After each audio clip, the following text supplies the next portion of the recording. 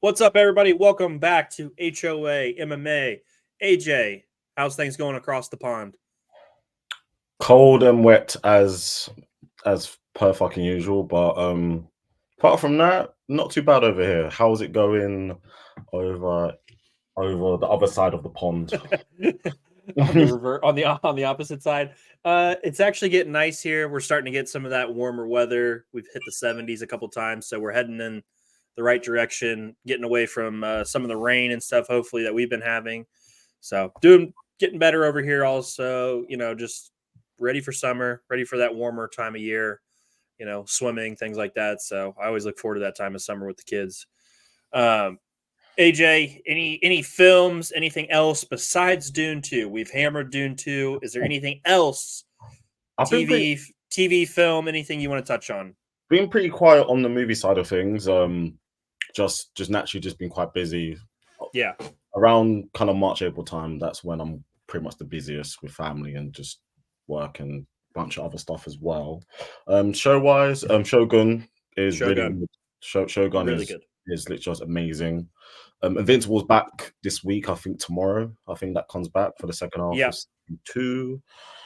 But anything outside of that, I'm in pain because Saquon has gone over towards the enemy, which right. kind of sucks. But that I would more blame our front office by not paying Yeah, him. You for know, sure. as much as it sucks to see him go towards a rival, this all this could have been avoided a lot earlier.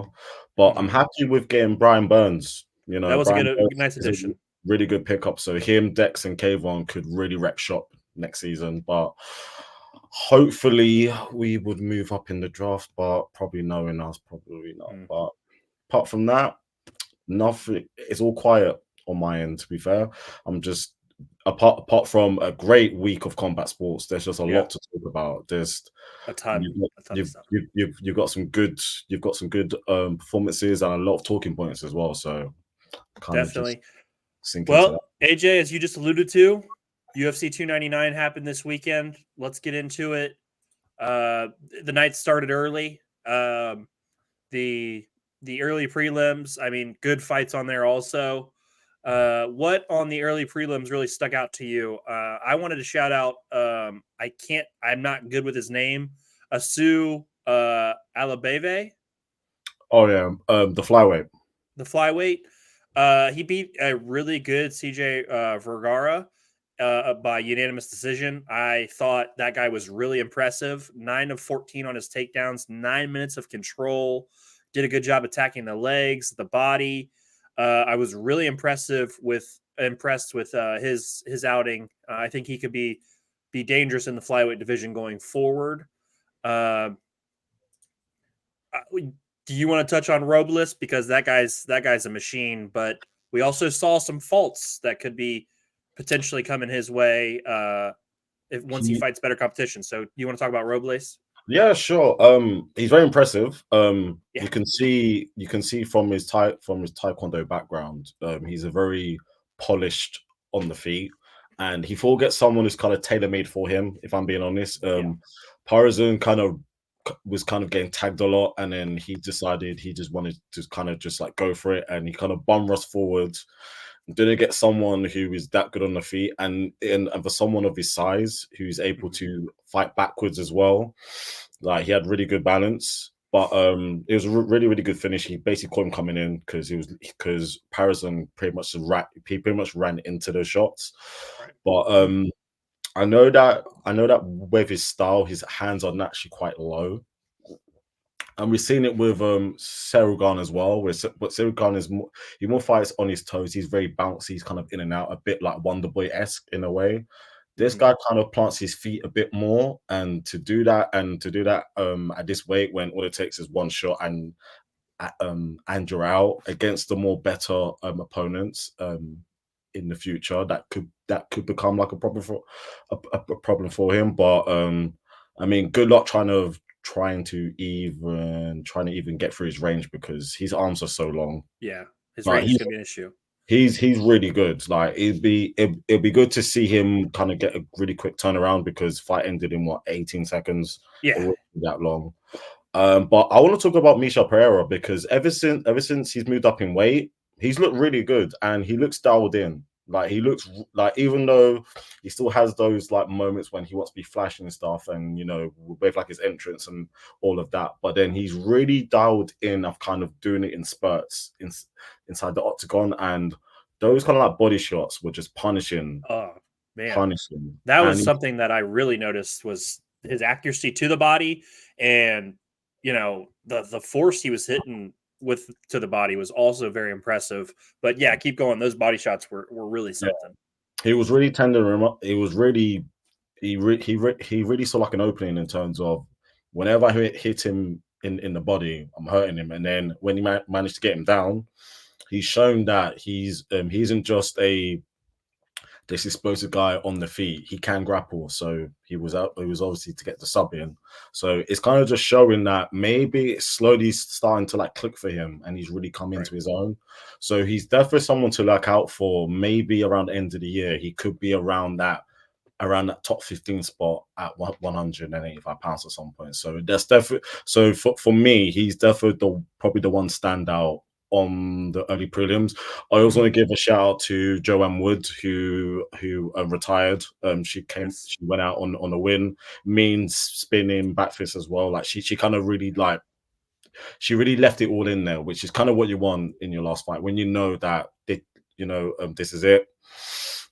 She really left it out there, especially for someone who's quite a pioneer in terms of women's MMA over here. It was quite nice to see her go Yeah, out with the W as well. that was good. That I was just wanted to mention that.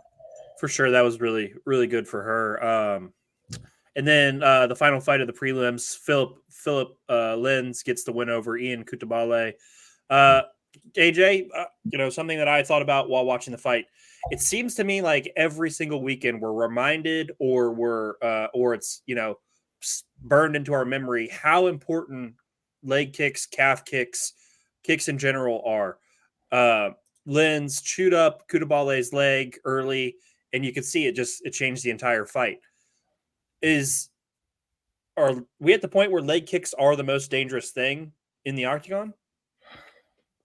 Not necessarily, but it's becoming one of the most fundamental weapons in the sport because it takes away your base. If you think about it in the terms for like a wrestler wants to obviously explode and level change. If you chop away at the leg, that makes it a little bit harder for them to do so, and it may make them a little bit more slower, and then you'll be able to read and obviously defend takedowns a lot more easier.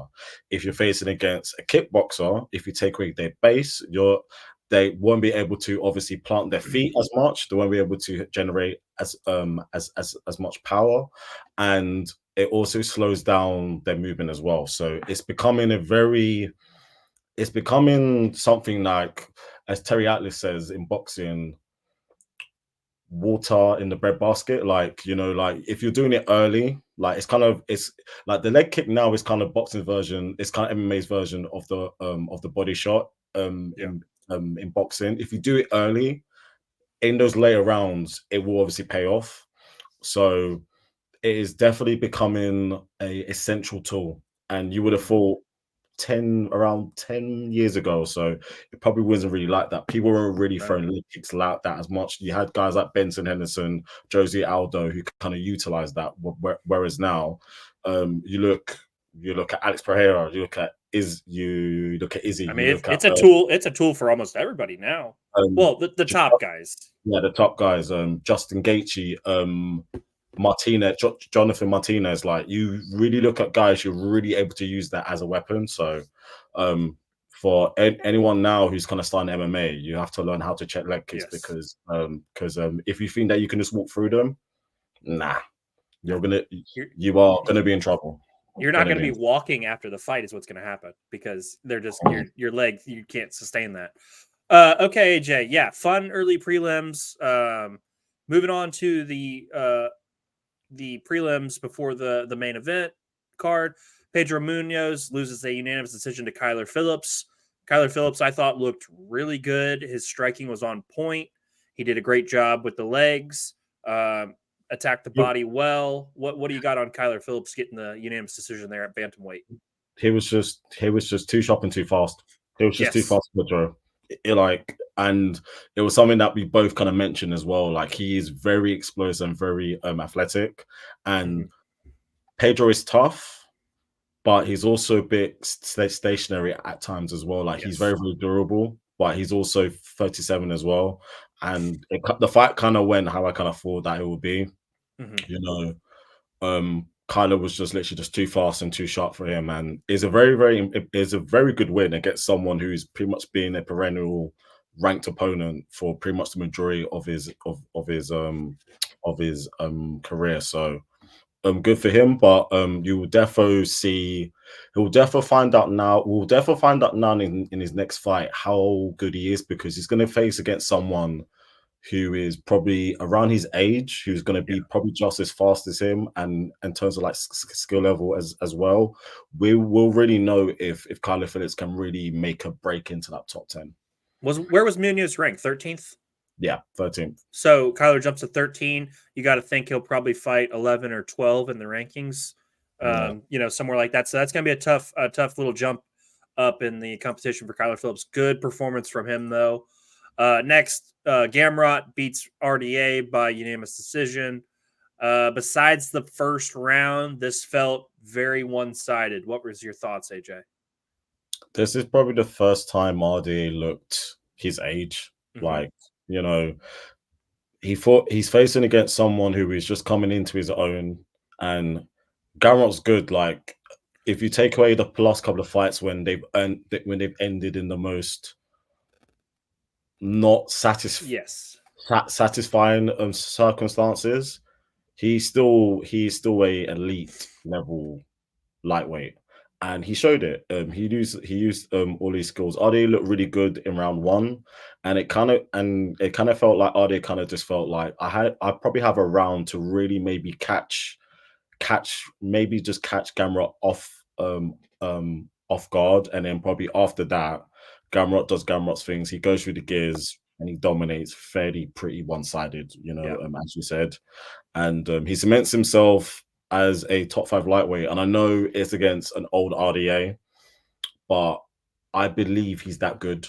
I truly Mm-hmm. believe is basically that good. If people kind of still doubt Gamrot, just watch his fight against Armin Sarukian, which is one of the closest contested fights Yeah. you'll basically ever see. And we've seen how good Armin is, and Gamrot took him towards. He basically took him down to the wire. That fight could have gone either way, and Gamrot did actually win that fight. It was like as close as Yeah. Razor um thin. yeah.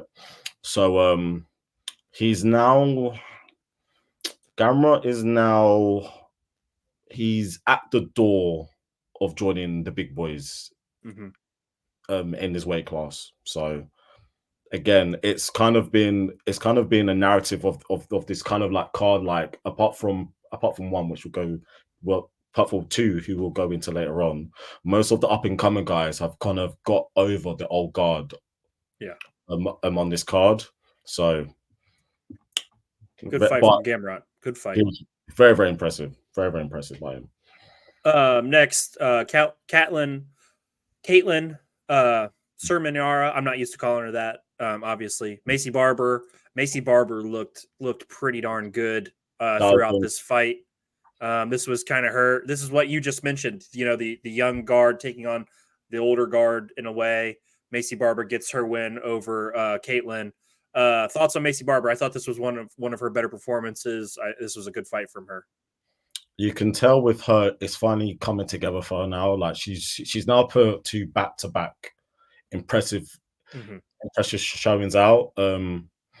She really, really, really gave it to Caitlin. Like she Yeah. literally put it on. She literally put it on her, and we've only seen Caitlin lose against the elite in this weight class.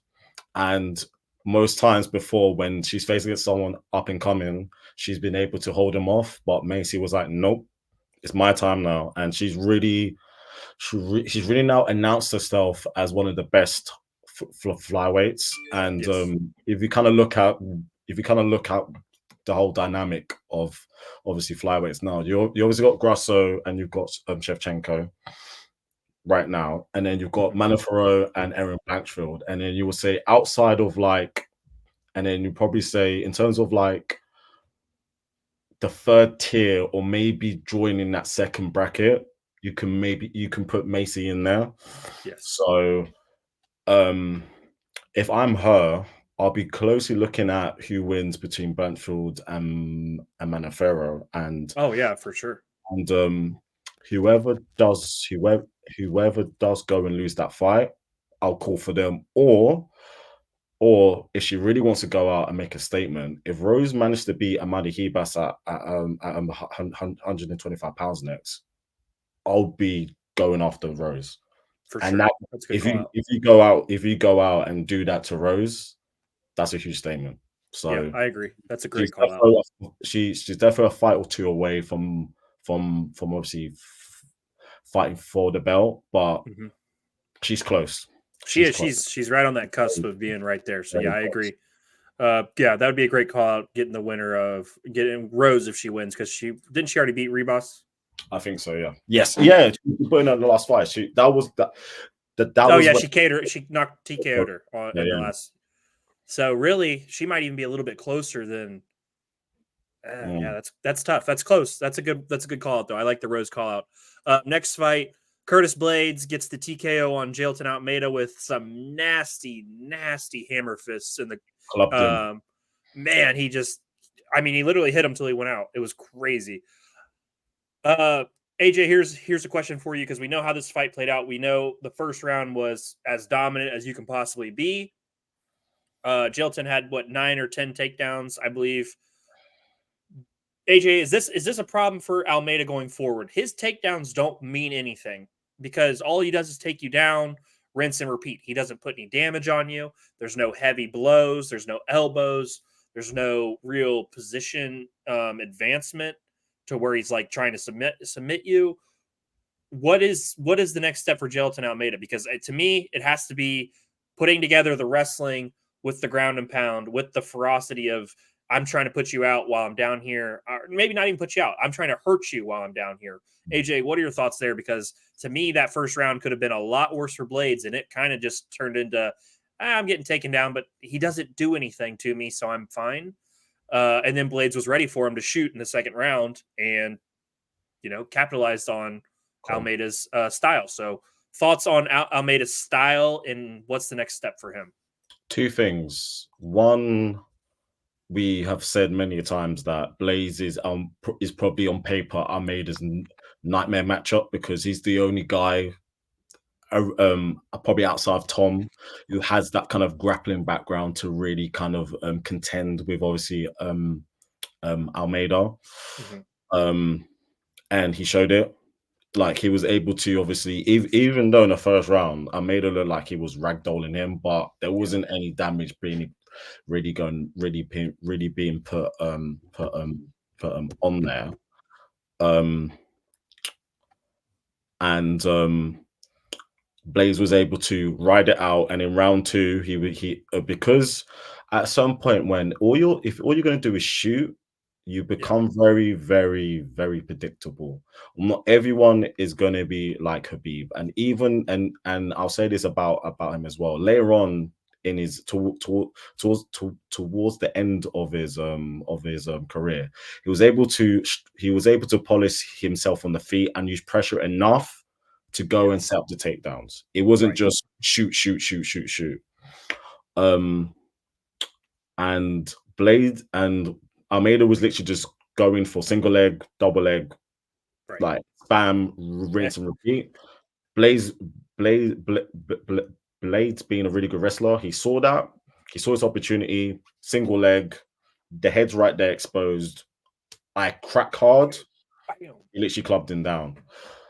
Almeida needs to learn plan B. He needs to learn a plan B because his style will work against I'll confidently say around 80 to 90% of the current heavyweights right now because he's very, very effective. And we know traditionally a lot of heavyweights don't have a good grappling game. Like let's just be real.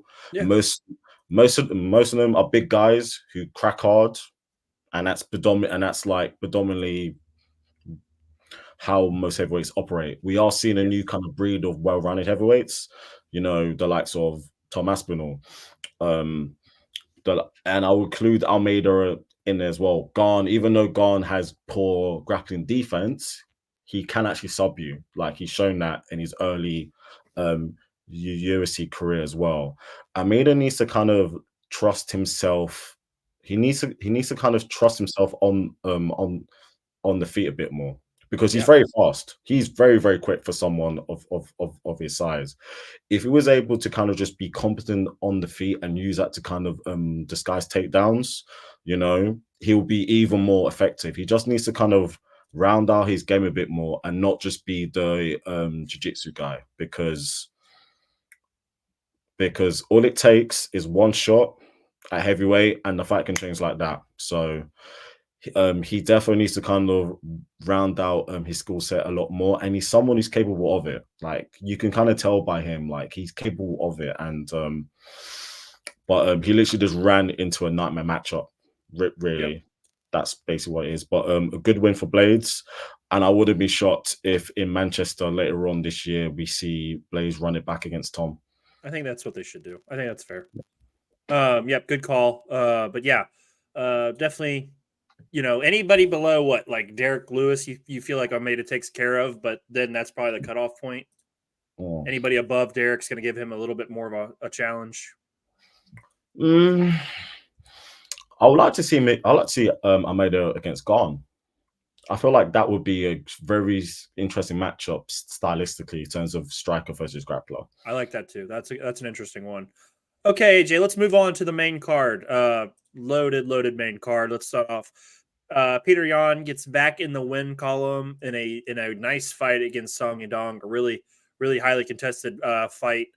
Thoughts on Peter Yan getting the win against Song Yadong there? Um, Song Yadong literally did a Roy Jones. You must have forgot. He told everyone, and including me, you must have forgot because in round one it was Song. Like Song Yeah, looked dialed in. he Song looked was great. on. He looked great. And even in round two, Song started off well, but then something with after that first round when Jan downloads like his data and he kind of gets a read of obviously, okay, this is basically what you're all about. And this is how I'm now going to counter that because he Hmm. was hitting Song with some mean uppercuts, man. He was Oh hitting him man, with some mean uppercuts from rounds 2 and 3, yeah. and he was and kind of and to kind of go back to our talk about Almeida in terms of how we approaches his takedowns. Jan was doing well, so good on the feet. He was when he did actually go for takedowns because he was obviously predominantly striking with him. He was disguising when he would lever change, and it Hmm. was even though it didn't do much damage per se. Like even though apart from like just like the odd elbow here and there, Hmm. he was being effective. Like he was using the takedowns to be effective. He was using it to obviously Right. change position and to obviously just keep him in control. And um it's a really good win against someone who has been on a really good run of form, and Jan was coming off the worst form in his whole MMA career. So Right. it's very impressive for him. It kind of really puts him back inside the contender bracket as well. Him calling out Cheeto is smart, Yes, and you would kind of favor him against obviously Cheeto for um, sure. as well.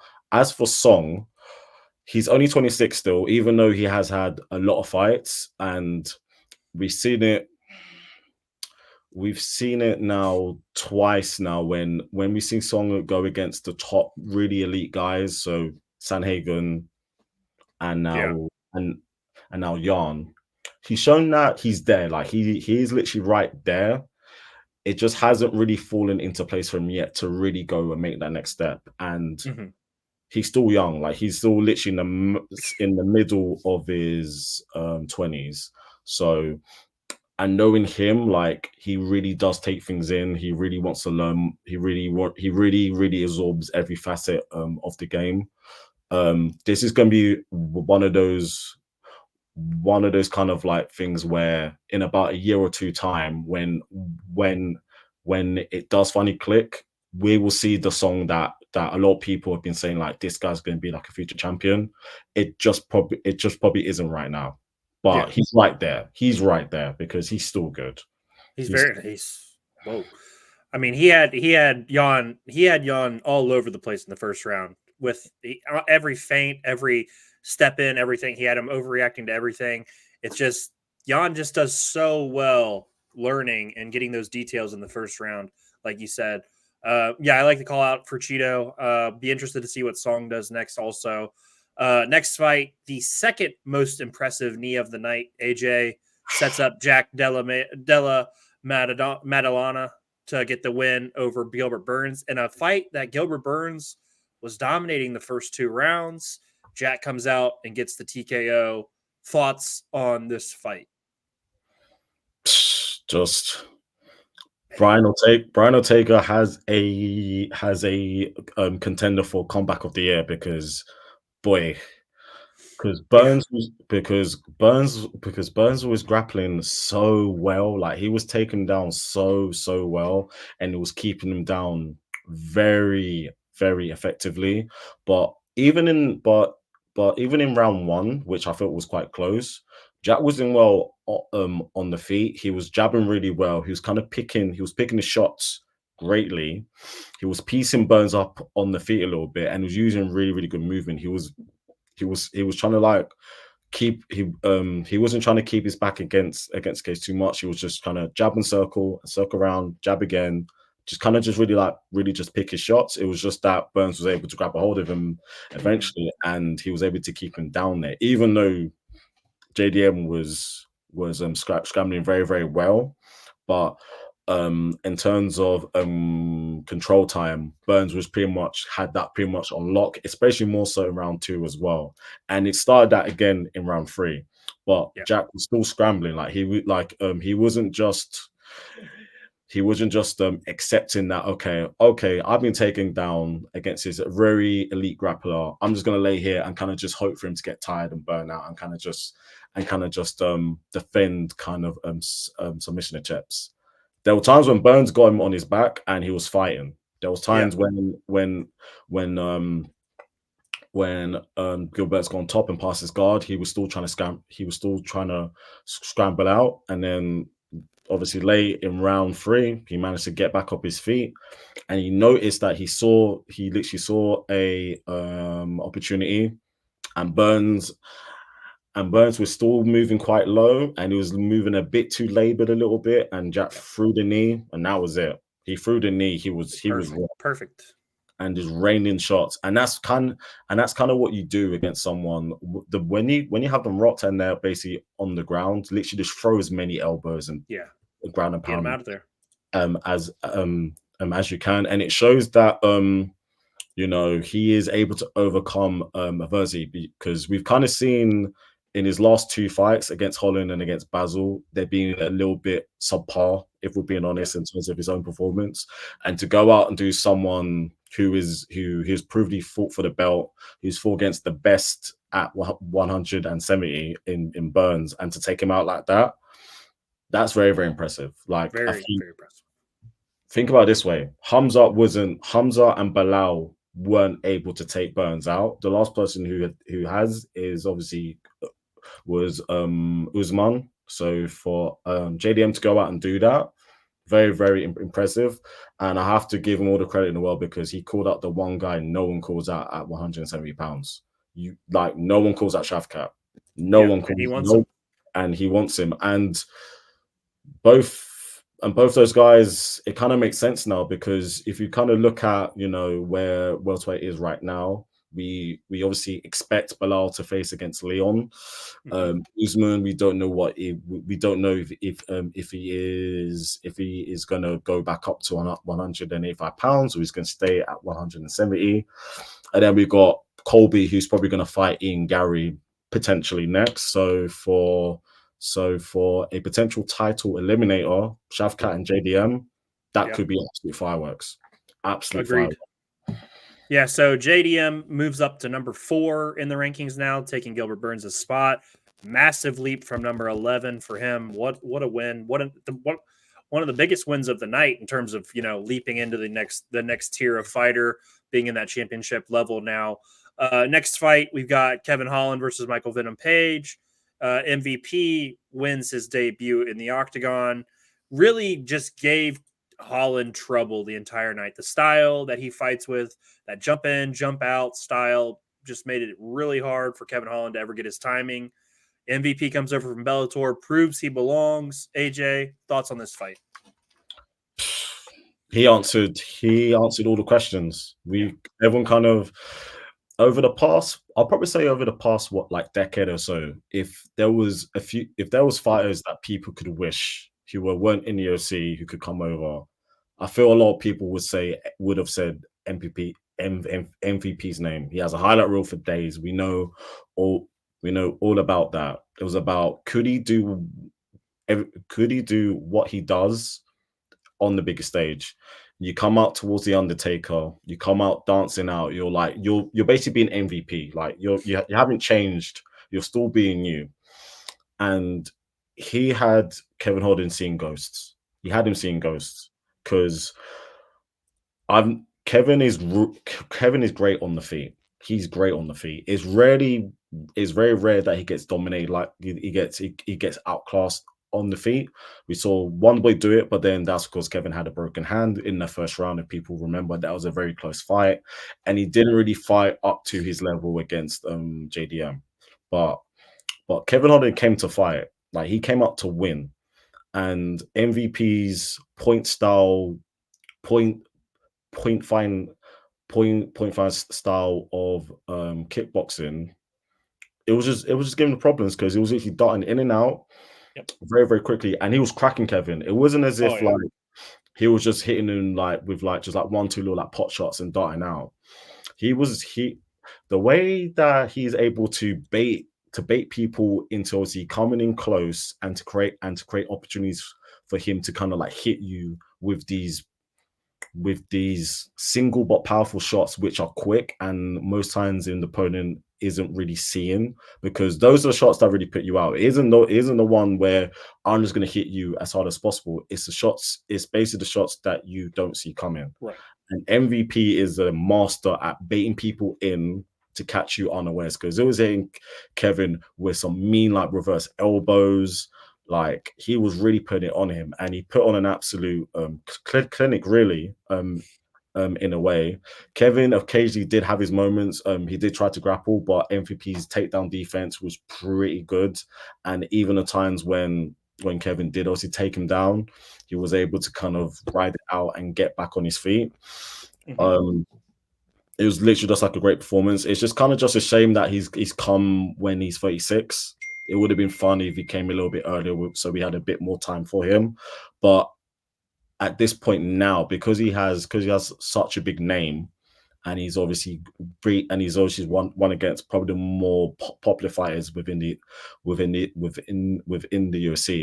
All they're gonna do is just give him just fun fights. They'll give him fun fights. I know him and Wonder Boy have both kind of like talked down about them fighting, and it may be a boring fight, you know, because they'll make cancel each other out. But for someone who appreciates high level kickboxing, I want to see the fight.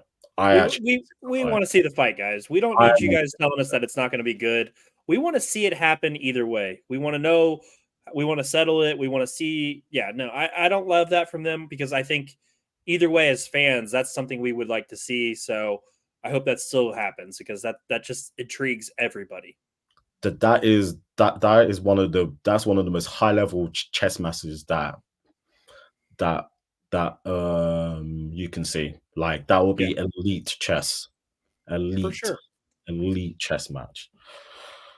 All right, AJ. Next fight, the co-main event. I'm sorry, Dustin the Diamond Poirier knocks out Benoit Saint Denis. Benoit Saint Denis had a really strong first round. He was beating Dustin up in the first round, and you know what? Dustin stuck with it, kept trying the guillotines, until finally he guillotined Benoit Saint Denis into a knockout. I mean, I'm glad Dustin's having fun with it, with the memes and stuff, but damn it, dude, you got to stop. Like, that's not going to work against other guys. But yeah, knocks out Benoit Saint Denis in exciting fashion. Thoughts on this one, AJ? Dawson is still that dog, man. He's still that Man, dog because Benoit gave him hell in round one. beat him Gave him up. hell. Gave him hell. He had a wrestling heavy approach, and it was very, very effective. It was very effective. He was kind of getting Dustin up against the cage. He was unloading on him, but and this is kind of what you have to be really careful whenever you face against Dustin. In the last 4 or 5 years, he's lost against 3 people only: Justin Gaethje, Charles Oliveira, and Habib. Mm-hmm. It's 3 special fighters. It takes something special to beat this man. It takes something really special to beat this man, and he can take a beating. He can take a beating, and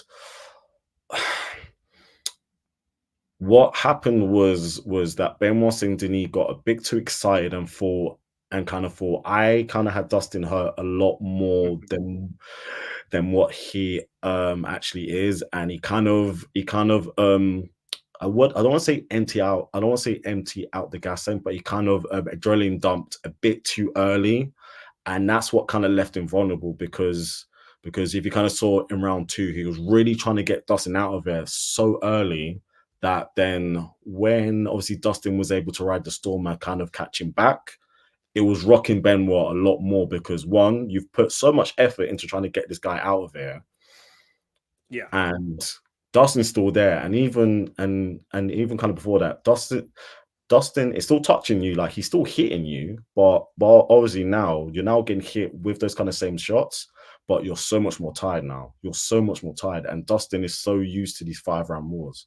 He's so used to really digging in deep and going in deep, and it takes something special to take him out. It's literally taken Justin throwing a fucking head kick, which he basically rarely ever does, Yeah. and He two. still he still almost blocked it He too. still, yeah, he caught it. Like It just and it just it just just oh my god. ricocheted, and it's also taken 2 of the best submission grapplers ever in the UFC to beat him in the last 5 years. Yeah. Like it's crazy, but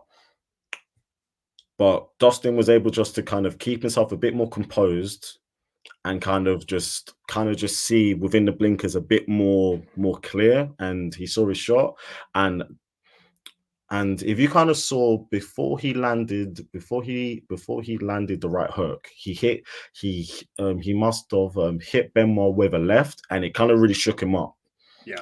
And even then, Benoit was still moving forward, and then that right hook came. That was actually all it wrote, because Dustin's too good of a boxer, but Benoit has shown that for anyone else between probably rank 6 to 10, you're in trouble with him. You're in Yeah. trouble with him because he will come back, and he will definitely learn from this. He will learn to kind of pace himself a little bit better and maybe not chase the finish as haphazardly Mhm. as much. And as for Dustin, I'm not going to say that he will definitely get Makachev next, but he has at least kind of thrown his hat back into the list of people who could be next for the belt.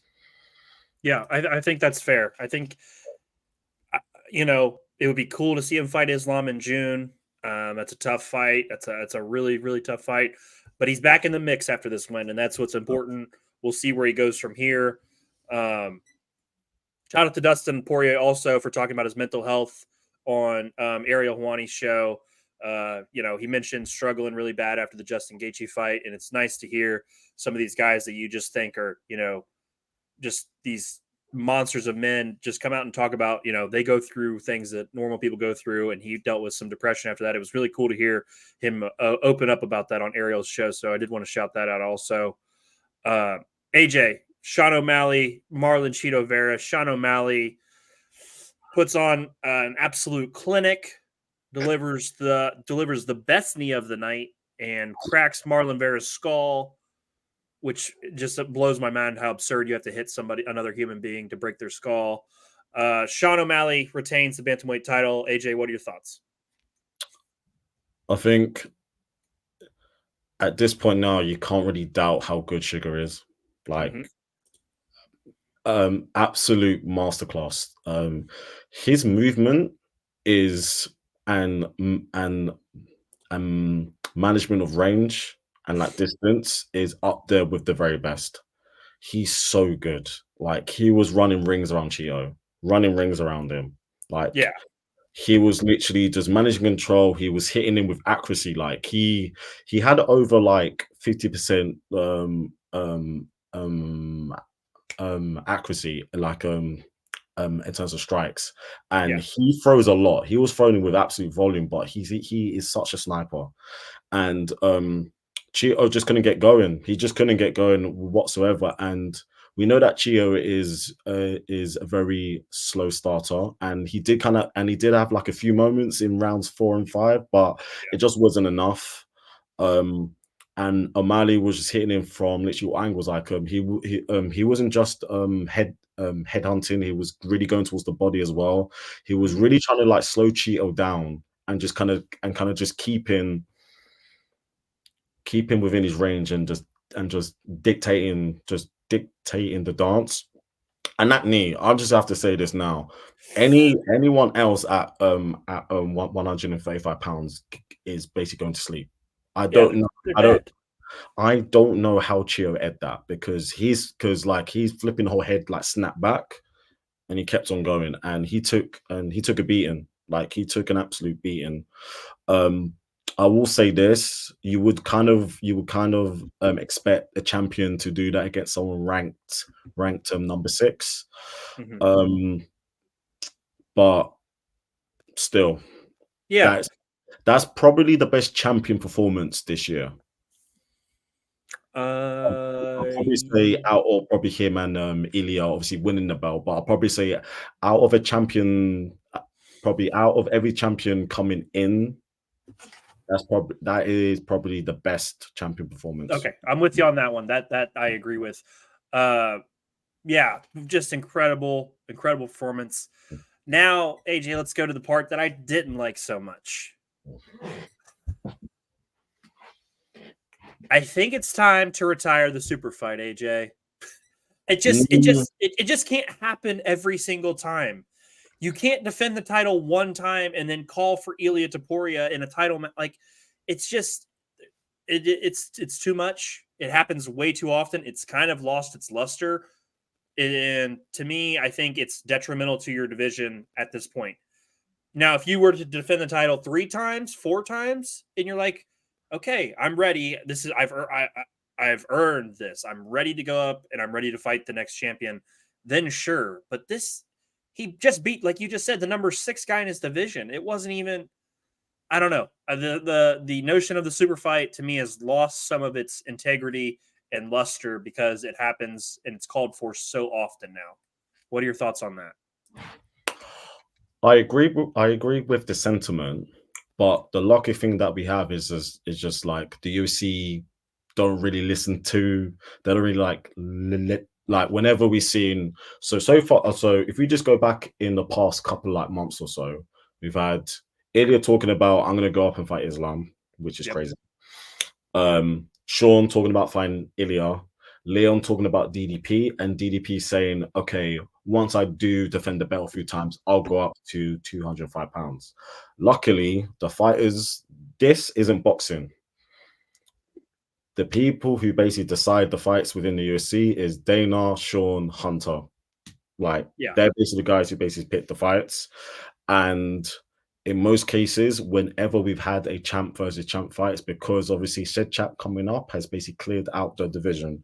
We've seen it with obviously Henry, that there isn't really much going on at flyweight after when he beat TJ, and there was obviously a vacant title. He moved up. Daniel Cormier beat everyone who isn't named John Jones. It made sense for him to go out to fight against Stipe. With Izzy, I know a lot of people say, well, Izzy kind of moved up after defending the belt only twice, but if you think about it, all the other contenders were being beaten by Rob, and basically Izzy iced him in like 2 rounds. So it kind of made sense for Izzy to move up as well. Um, I I feel like with like Ilya and Sean, they want to be they want to be the big pay-per-view stars now. They just want it like given to them instantly. But it takes time. Like it takes time. And that fight in a year or two could obviously still be there because for one, both of them are still in their late 20s. And secondly, both of them are two of the most competitive and exciting divisions in the sport. There are a lot of fights for them to have. So let's just say in an ideal world that let's say Sean beats Merab next and he beats Corey Sanhagen next, and Ilya beats Ortega and maybe a Ivlev or a Max. Let's just say. Then after that, that's when we can talk about okay, both of you are down to fight each other. Now we can have to super fight, and we've seen you clean out both of your respective divisions. It makes our fight even more bigger. Yeah, Whereas basically now, if we have it straight away, one, it holds up. It basically holds up two weight classes, and exactly. two, the fight. The fight obviously would have buzz, but it wouldn't have the same as if we have like a catalog of look at them beating high level, top quality opponents, and now they're facing each other. That there's a reason why that Volkan Islam had obviously so much buzz. It had so much buzz because obviously we saw Islam literally run through Charles, who was top three pound for pound, and obviously Volk cleaned out 145 pounds.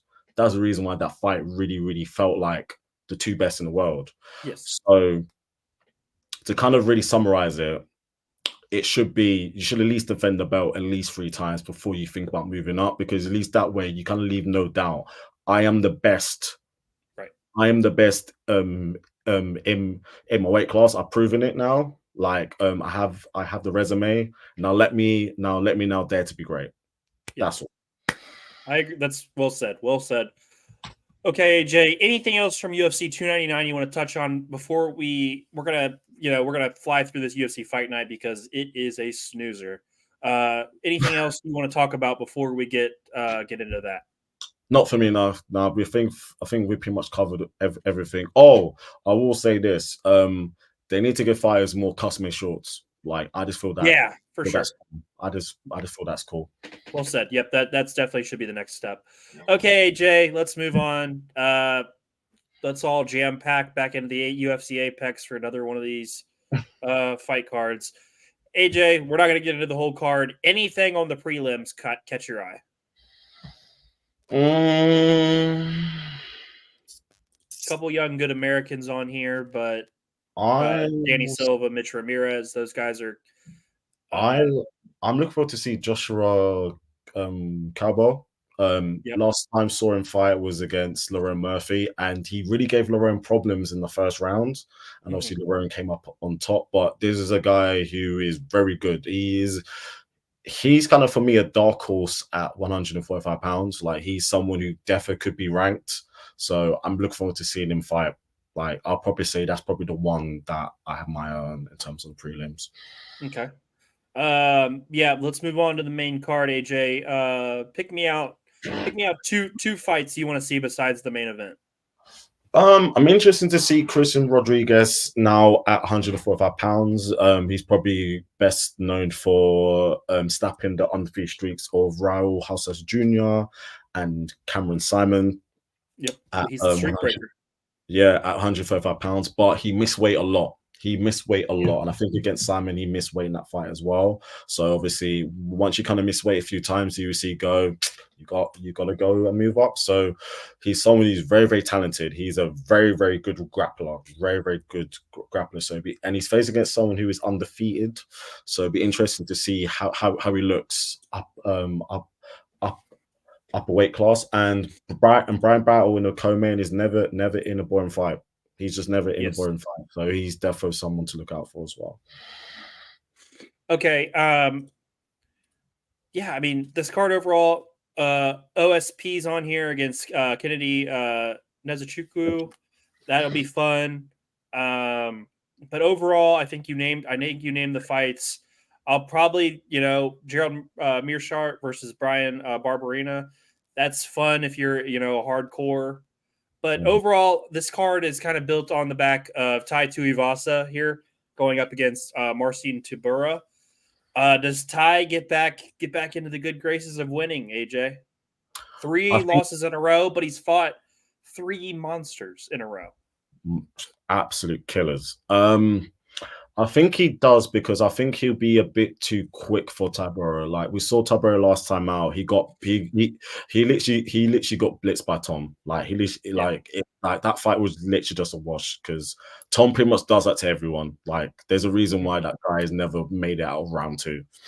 Like Right. he's an absolute animal. Tabora is good. I'll say Tabora is a defo more well-rounded, but he is very much slower, and Ty is very deceptively quick. So I would say Ty kind of bounces back and probably catches him round one. I'll probably say late in round one, but I feel like he'll catch him early and put him out. Okay. Yeah, I'm rooting for Ty here. He's obviously a lot of fun, entertaining fighter. Nothing against Marcin Tybura. I'd rather see Ty win this one and getting back into the win column. Uh, yeah, AJ, this one, this is kind of one of those ones that you got to kind of sit through to get to the great ones that we had this past weekend. After this one, we've got Rebus and Rose coming back, and then we've got Blanchfeld and Furat coming up.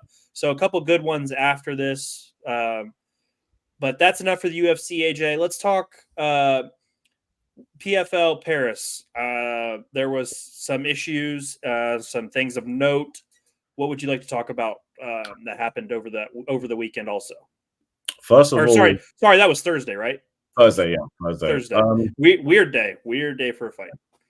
First of all, it was a good card. Like it was a very fun card. The French crowd are fast becoming one of the best crowds in MMA. They're so passionate. Like they literally make it like a carnival atmosphere. They are so loud. Like they are like great.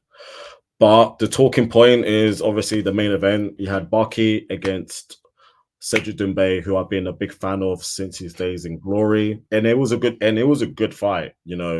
Barkey was asking a lot of questions. He was literally really taking down Cedric. Like he wasn't. He was just going out thinking, you know what? I know you are one of the best kickboxers alive. I'm not just gonna play into your hands. This is a MMA fight, and I'm a really good grappler. And there's a reason why he is undefeated, and he's also only 22 years of age. He's kind of seen that as a little bit of a phenom, and in France as well. So he was really giving Doumbé problems. But on the feet, you can see Doumbé is a master at setting up traps. Like he was having Barky buying on a lot of feints in round two, and he was catching it was beginning to catch Barkley a little bit, and the way that he's so patient in terms of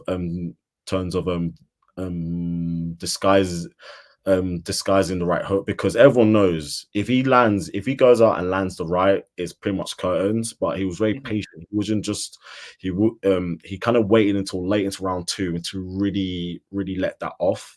Like he's so calculated. But the talking point was in round two, he had a bit of a splinter in his toe. He Yeah. told the ref. The ref said it doesn't matter. You basically got to go and fight on. Barkey, according to Cedric, asked him what's basically going on. He told him, I've got this in my foot. Barkey, according to Cedric, has told him to take it out. He's told Mark Goddard again. It's obvious I'm feeling a bit compromised. Like, can I just take it out or whatever? And Mark calls the fight. Mark pretty much calls the fight, and Yeah. a lot of people are pissed. I want to hear your thoughts. I want to hear your thoughts on this first before I go and say my bit. I mean, I guess what did you want to happen? Because the fight was happening. I guess what I wouldn't have had a problem if there was a doctor stoppage, but I don't know. There's not like a timeout in fighting, really, and it wasn't like an eye poke or anything like that. I don't know. It maybe a doctor's stoppage to check him. But that seemed weird to me too. I've had it's tough because I'm not in there fighting. I'm not throwing kicks and everything. I just to me it I he kept asking for timeout, and there's no timeouts, and you're in a live fight. The clock's going. I don't know. To me, it was a tough situation. Mark Goddard's going to get a lot of flack either way. Hopefully they just run it back, and it kind of happens. It kind of just gets thrown by the wayside like it never happened on both of their records, and we get a clear winner when they rematch. Go ahead, HA. To me, it's weird to call in the doctor for a splinter. I don't know. It's not like it's not a normal fighting situation. Yeah. So go ahead. So by the letter of the law, Mark Goller's done nothing wrong. Like he's done nothing wrong. I get as fans, we want to see, everyone about 95% of people have come to see Cedric Doumbé. He's an absolute superstar in Paris, and he's kind of creating a big buzz all around the MMA world now. So, there's a reason why he's had back-to-back main events, cars built around him in France. So everyone's come to see him. I do understand that as a fan, it's like, can't you just let him just take it out and then just keep on going? Especially when if Barkey's like, just take it out, it kind of just takes just like a few seconds just to have someone come in, have a look, take it out. Unfortunately, by the letter of the law, there are no rules for that. And Mark, as the referee, has to kind of do his job. He has to do his job. And unfortunately, sometimes that does make things shitty from a entertainment standpoint for us as fans. And I get that, and this fight was shaping up to be a really great fight. It was literally it was a round each, and it was going into the final round. To happen like that with a anticlimactic ending is a little bit shitty, now that's not. And obviously Doumbé loses his undefeated record in MMA, pretty much like this. It kind of just sucks. But the biggest thing for me is how is something external like that in the cage? The cage should be just flat with nothing else on there. Occasionally you may get a bit of sweat and blood, but how is something like that left in the cage? Shouldn't before each fight to make sure that things are not in there? So that's kind of the thing that I would think. But it's just one of those unfortunate situations. So hopefully PFL are smart and run that back as soon as possible. And also they need to make their main events 5 rounds. I don't know why you're doing a main event. Weird. It's weird. Rounds. It just literally makes no sense to me whatsoever. So, but apart from that, it was a really, really good card. There were some very, very impressive performances. In terms of names, I really wish I could remember a few. So I do just want to say sorry about that. But did you watch the fight in Saudi? Did you watch Francis get absolutely? I ended up watching the highlights. To me, I just I'm happy for Francis. He's out. He's making a lot of money. He's doing his thing. I never took it that serious, but that's just me. Knocking down Fury was cool. It's but it seems like Anthony Joshua never didn't take him serious. And that's the difference between what happened in those fights. Fury thought it was a circus. It was for fun. It was a show. Anthony Joshua showed up like it was a real fight, and he looked to make it look like there's a difference. So that was the difference to me, was how serious Anthony Joshua was in comparison to Fury. Ngannou, to me, probably doesn't belong in there with anybody in the top 10 after that. So if he wants to keep boxing, more power to him. But it's going to be, he's got, go ahead. Yeah, it's rough. This is exactly what you expect a former unified world champion do against someone who's making their second ever pro boxing fight. Because AJ pretty much beat him with basic fundamentals. He was literally jabbing him well to the body to pretty much make Francis lower his hands in order to block it. And then every time AJ caught him with the right hand clean on the chin, Fury was down. Not Fury. Francis was down, and he didn't know what to do. He was very, very bamboozled by it, and it kind of exposed how raw he is, because he was switching the stances a lot, but he was doing it in such a way that it was making him open to obviously getting hit a lot, and it was also throwing whenever AJ would throw. And to do that in heavyweight boxing is very, very dangerous, because if you throw when someone throws, you're leaving yourself open to be getting to potentially getting knocked out. Like, you kind of really wait for someone to kind of come to you, and then that's when you go and trade, and that's when you go and do your shots. Heavyweights really, really exchange like that because it's so dangerous. And AJ pretty much laid him out in that round 2, when he literally laid him out. Just disgusting. Like, that is easy one of the most devastating KOs that I've seen in recent years.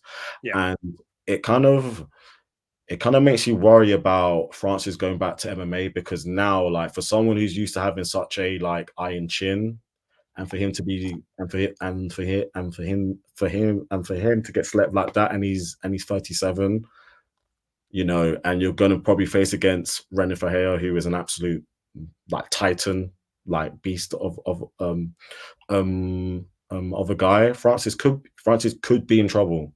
He could be in trouble now, having his chin compromised like that. But I'm happy for him, because at the end of the day, he wanted to try boxing, and everyone said that he would never get Fury, he will never get AJ, he will never get Wilder, and he's obviously fought 2 champion level fighters, and there's a good chance now that he might even get Wilder now. Like, he actually might get Wilder probably next year potentially, because Wilder is coming off a lot. He's coming off a loss as well. Wilder may be looking just to go and cash in, and Francis would obviously make a lot of sense. But